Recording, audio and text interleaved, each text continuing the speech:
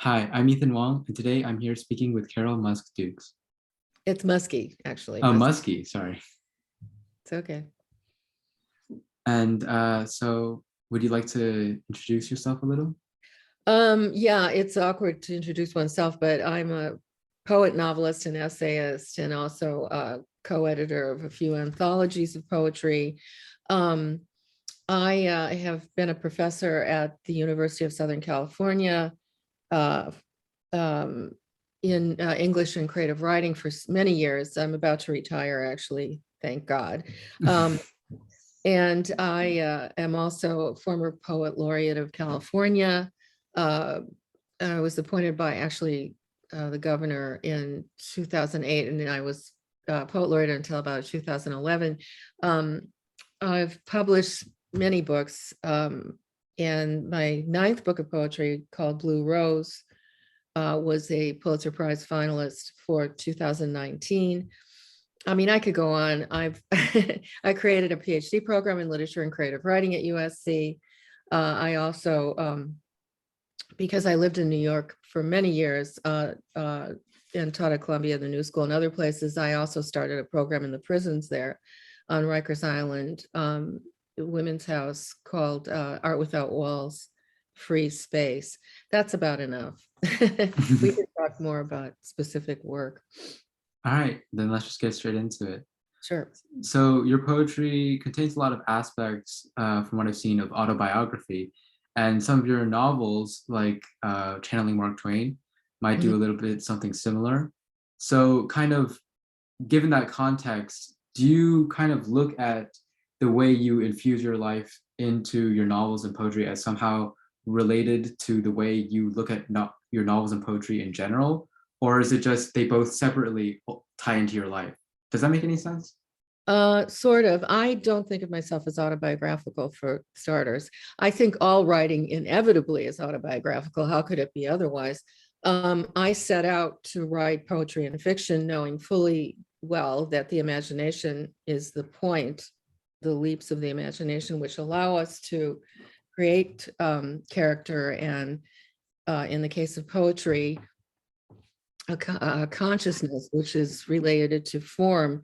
So, well, there are elements inevitably of autobiography. I think in every writer's work, there's the most interesting part of it. If we were just writing autobiography, we'd just be writing autobiography, and we would be writing journalism or essays or whatever, prose. But I'm not that kind of writer, so I'm very interested in the imagination and in poetry as an art made of consciousness, and wherever that consciousness can take one away from one's life completely, with totally invented characters, into one's unknown consciousness. Many writers have said prior to me, I write to know what I think, and that's how I write. I write to know what I think. You mentioned Channeling Mark Twain, which is my most recent novel. And it was autobiographical to the degree that the main character, Holly Maddox, is someone who teaches poetry in the prisons. And I did rely on my knowledge to some degree, well, on my knowledge of Rikers Island, let's say, in the Women's House of Detention. But almost everything else about it is invented. Certainly the character of the fictional descendant of Mark Twain, Polly Lyle Clement, who is the another main character, really the one who inspires the novel, is completely made up. What happens to her is completely fictional as well, and where she comes from is completely fictional. But you know, it's like Mark Twain, one of Mark Twain's wonderful quotes saying that the lightning bug is different than the lightning. I forget what, his point, his exact statement was, but that you can, the imagination is like lightning. You can capture a lightning bug in a jar, but the imagination itself is a kind of unknown electricity. So again, I write to find out what I know. Um, um, like I said, all those characters and characters in my other novels have a kernel of truth, but just a kernel. Blue Rose, the title poem of Blue Rose has, again, elements of fact from my life, the birth of my daughter.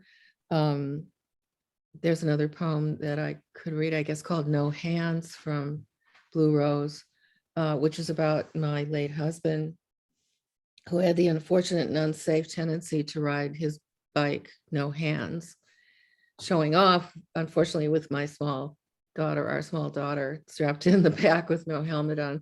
So going downhill very fast. So the element of autobiography gives way, I think, to the imagination and the fact that I believe all poems should be moving. They should have motion and movement through space. And I think both of the poems I mentioned, Blue Rose and No Hands, are moving. They're not moving in the emotional sense, but actually moving through space, which is what I look for in poems, that they're not static. That's really interesting because you kind of mentioned something about how,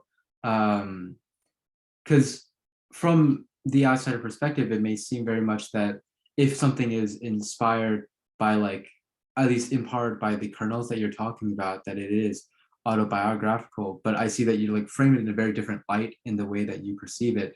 And I kind of wanted to touch on that a little more, which is when you then look at these scenes and these ideas that you are not taking directly from your life, how do you write them in a way that still feels authentic to you, in that sense where you don't have to have like seen it?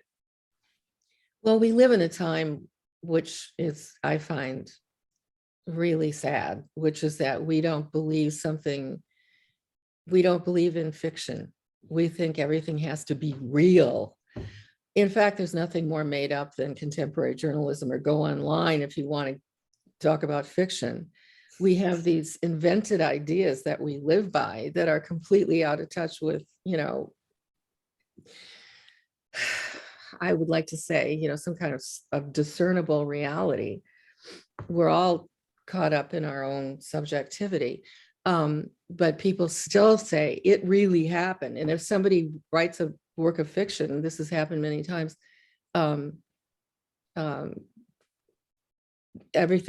many readers will say, oh, if it's written down as fiction, it must have really happened. No, of course not. Everything is altered, and that's the function of the imagination. That's what I was trying to say. The imagination has no obligation to fact or so-called reality, which is tenuous anyway. It's in other words, the talent that one has, one hopes, is the ability to make these things up. Shakespeare didn't meet, God, I just read the most interesting thing in the New York Times about the new West Side Story, the new production of the new film West Side Story.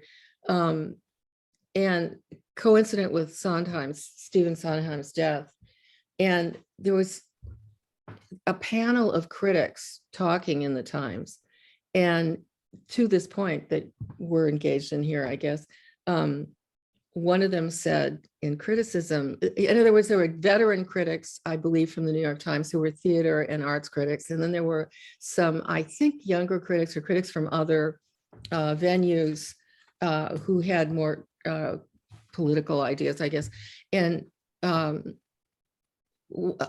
they had their different views of the new West Side Story and the old West Side Story, both the play and the former movie, the original movie, were categorical in the sense that their criticisms relied on a kind of notion of political equity or social justice.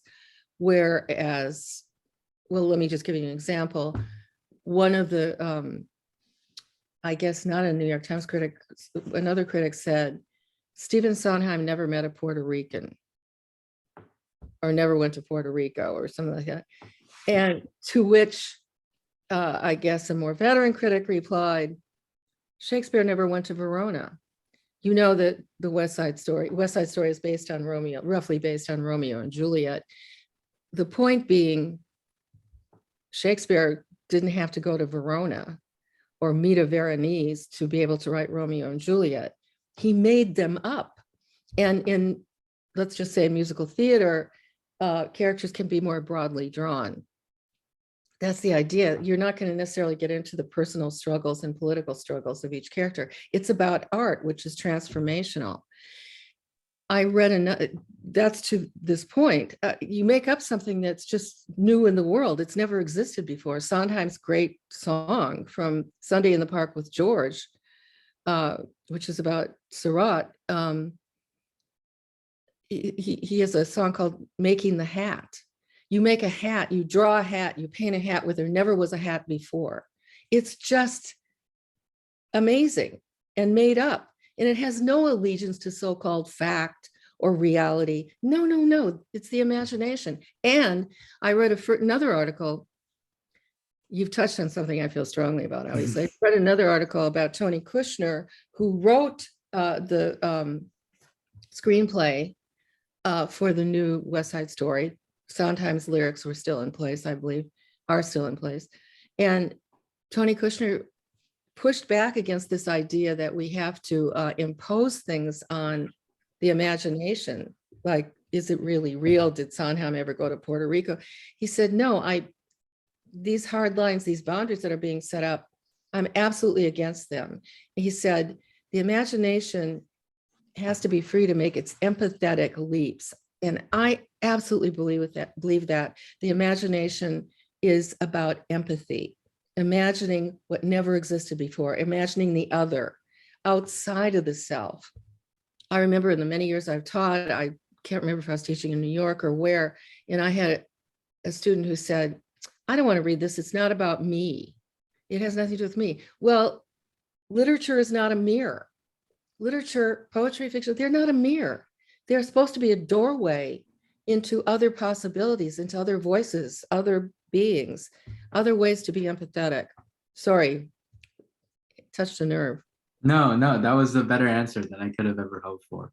I had no idea what I said, but whatever.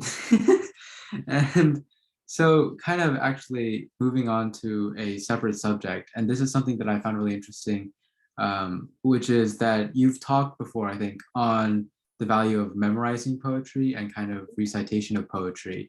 Yeah. And I was curious as to what do you think specifically being able to memorize poetry would do for someone that is just starting to get into poetry at all?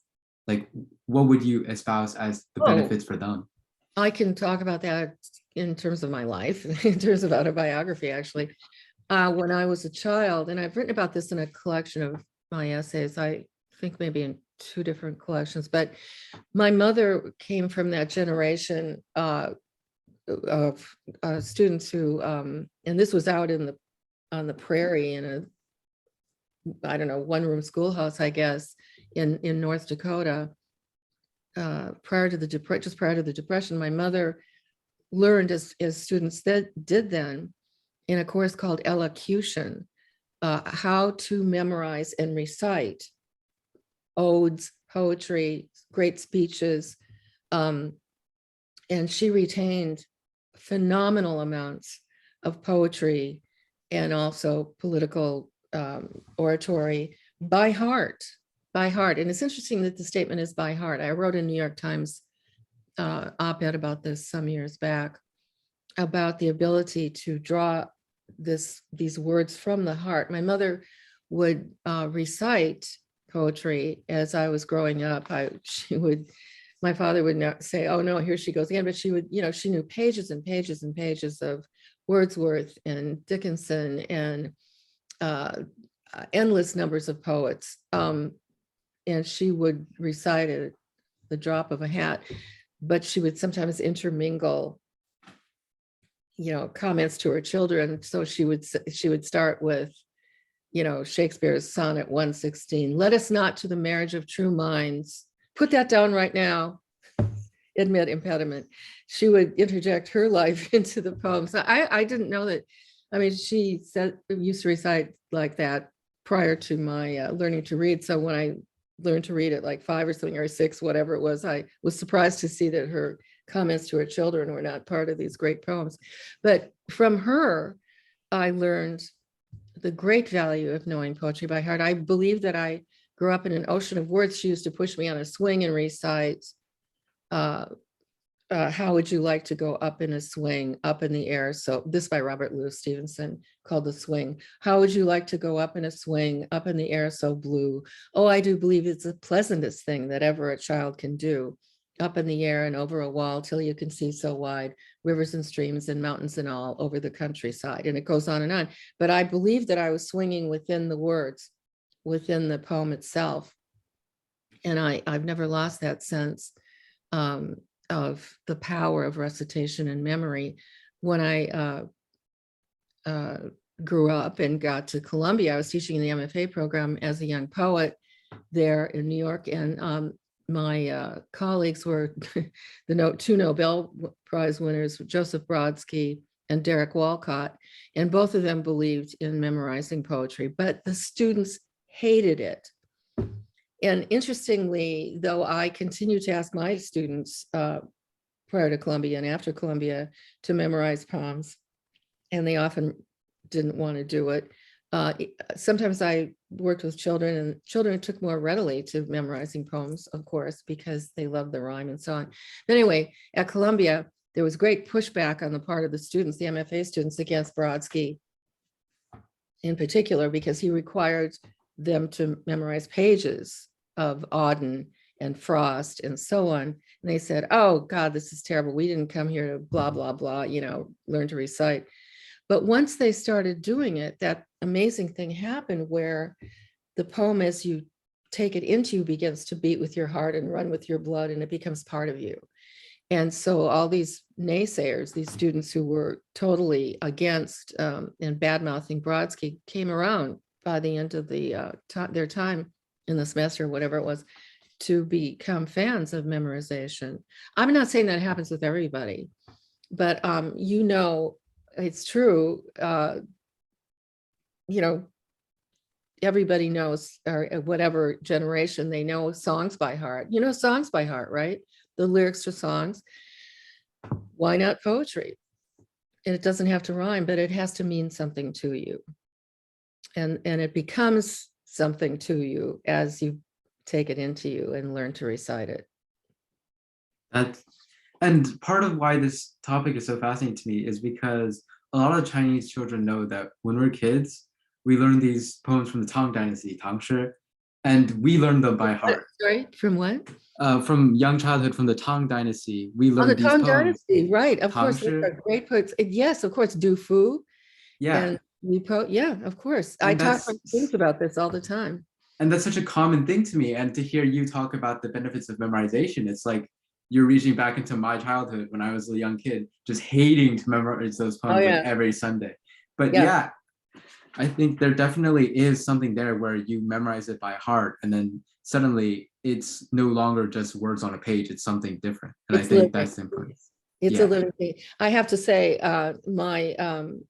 my students, I've had many students at USC from China, and they have talked about this background, and they all are amazing in poetry. I mean, and I believe there's that connection, what you're saying, between that early introduction to learning by heart, and then how it becomes how you understand the poem so differently. When you come to the poem on the page, you understand it differently, right? Because it becomes part of that whole process of understanding with the whole body in a way, and the mind. Yeah. And I don't want to impede on you for too much longer, but I'll ask one final question and then we'll get into the poem reading. So in poetry, this is a thing that I think everyone has noticed, which is sometimes there will be these intangibles, like when do you break a line? Or when you read a line, how do you know in your heart that it's good, or if it deserves to stay in the poem, kind of in the revising or even just the cursory read? You're talking about line breaks themselves? Oh yeah, as like line breaks. Yeah, just like stuff like that. Have you over the years developed a system to where you're like, oh yeah, this is how I can do it now? Or has it always remained kind of intangible still? Well, it's funny. I just finished teaching. Our semester just ended here. I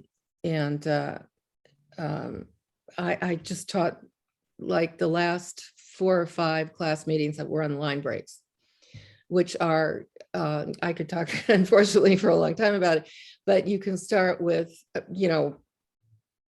if you're talking about free verse, of course, line breaks with rhyming and metered poetry, formal poetry, it's very clear where you break the line, right?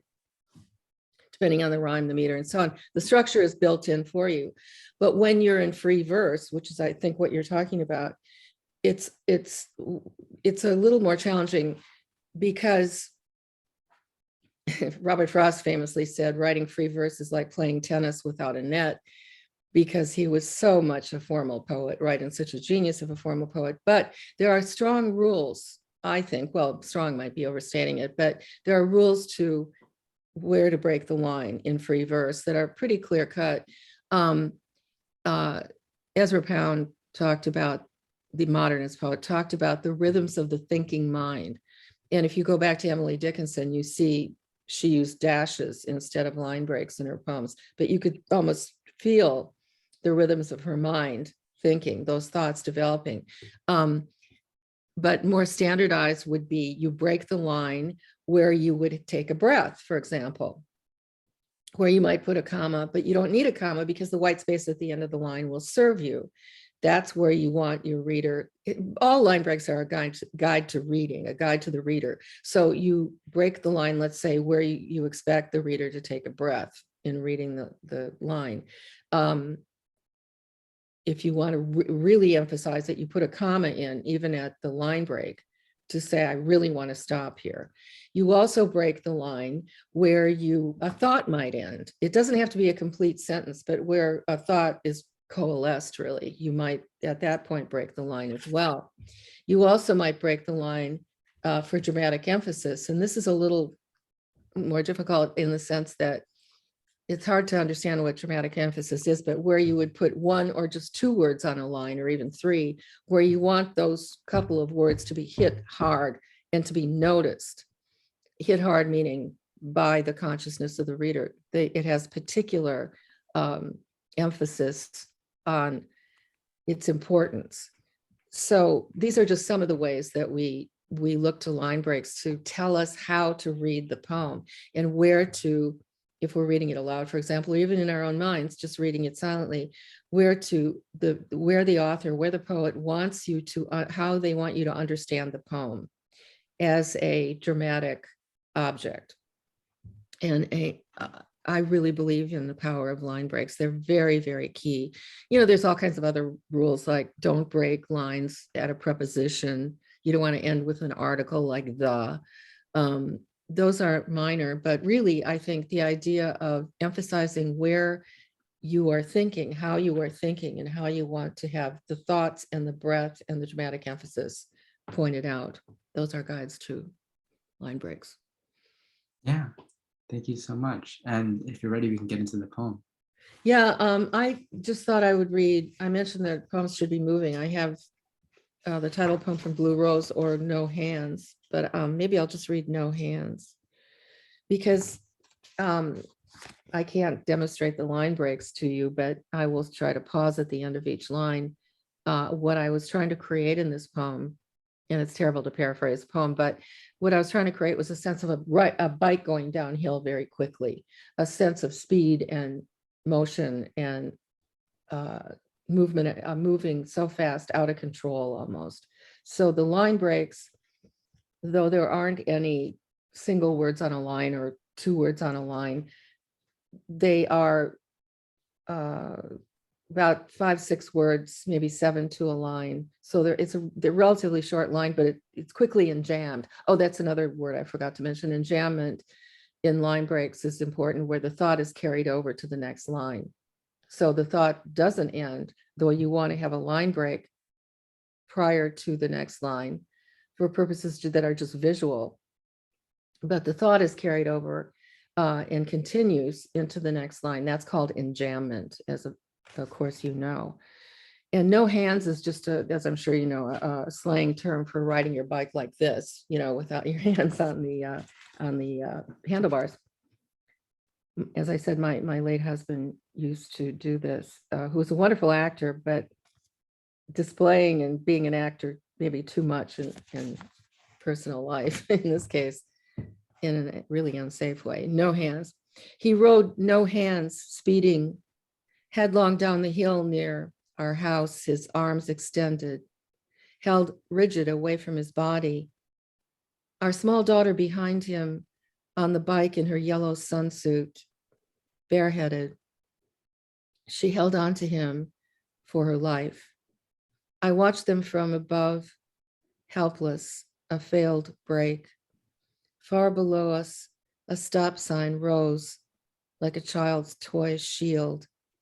He could not stop, he would not. That hunger for display overrode danger, illusions of safety. Even death had less to do with it than the will's eventual triumph over stasis, how he'd finally fly free, and how she might accompany him as an audience travels with a performer, an object of regard, downward, fast. So what cannot stop holds on to a mind flying away from itself, seeking release from the soul, speeding away, yet staying close as breath, even at this distance. It's a little hard to read because it's kind of an emotional poem. There's also what I forgot to mention in terms of line breaks. There are midline breaks called caesura. And this poem has quite a few caesurae throughout, where the pause will come midline. I tried to honor that, but I didn't do a very good job. That poem is from Blue Rose, which is my most recent book of poems. It's actually funny you mentioned that because the YouTube channel I upload these interviews on is called Caesura. Oh, is it? Yeah. Oh, well, that must be. I believe in synchronicity, so that's obviously an example. So thank you. Thank you so much for the poem, and thanks a lot for like demonstrating too with the poem exactly what you're talking about. I think that would be helpful. Well, it just turned out that you asked me a question about line breaks right prior to that, so it was fortuitous in that regard as well. Thank you. Thank you so much for being here. Great. Thanks, Ethan. Bye.